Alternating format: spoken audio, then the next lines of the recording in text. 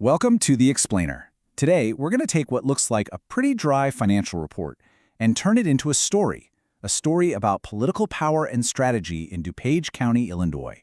This is one of those key suburban counties that can often tell us where the rest of the country might be heading. All right, so let's get right to it. Who's got the financial upper hand in DuPage County politics? The best way to figure that out? Follow the money. We're going to look at who's raising it, who's spending it, and what that really tells us about each party's game plan. You can think of it like checking the financial scoreboard before the big game. Okay, but wait a second. Before we get lost in the numbers, you might be asking, why should I even care about local party money? Well, here's why. It is the absolute engine room of grassroots politics.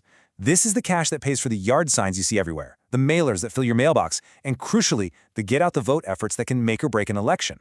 So yeah, following the money gives us a real, boots-on-the-ground look at this fight. All right, let's start at the ground level. We're talking about the townships.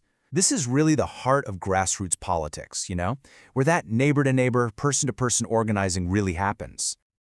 And boom! Right out of the gate, we've got a surprise. When you crunch all the numbers, when you add up all that grassroots fundraising from every township, the Republican organizations are actually outraising the Democrats, and not by a little bit. We're talking more than 2-to-1.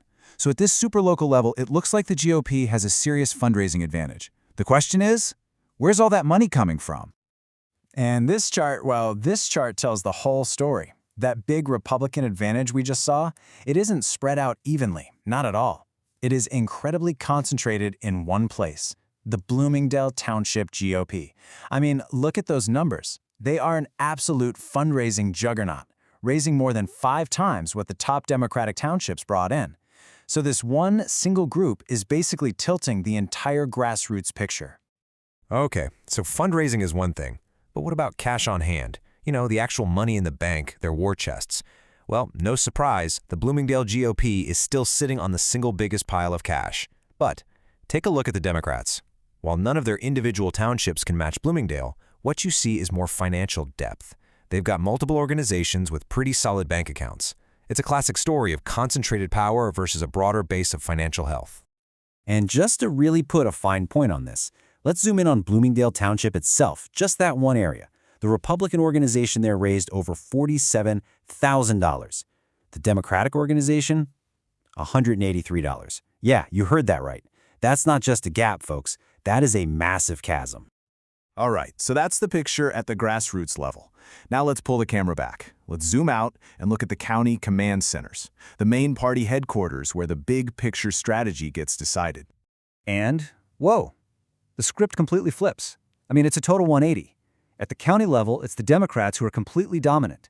Their main committee is outraising and outsaving their Republican counterparts, and by a really big margin. This is a complete and total reversal of what we just saw at the township level. And this financial strength for the Democrats, it doesn't stop with the main party organization. Get this.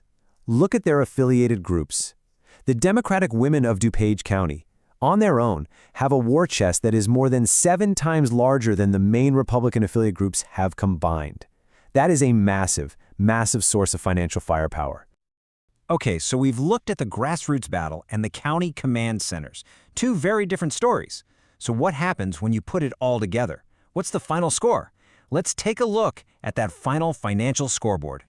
So here it is, the big number for the Democrats. When you add up every single account, the county org, the townships, the affiliate groups, the whole shebang, their total combined cash on hand comes to just over $210,000.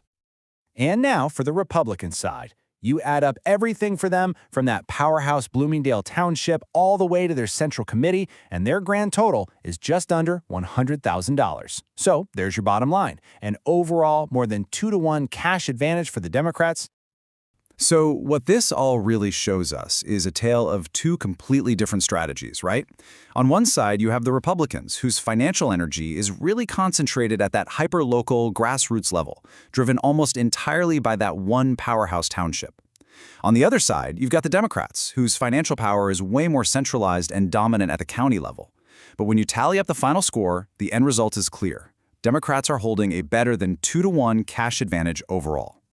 Look, this data gives us a really fascinating snapshot. It tells us a lot about organization, enthusiasm, and strategy. But money isn't everything, right? It leaves us with the big ultimate question: how, or even if, will Will this 2-to-1 financial advantage for the Democrats actually translate into votes? Which model is more powerful on Election Day? That centralized top-down funding or that super-concentrated grassroots energy? Well, that's the story these numbers can't quite tell us, at least not yet.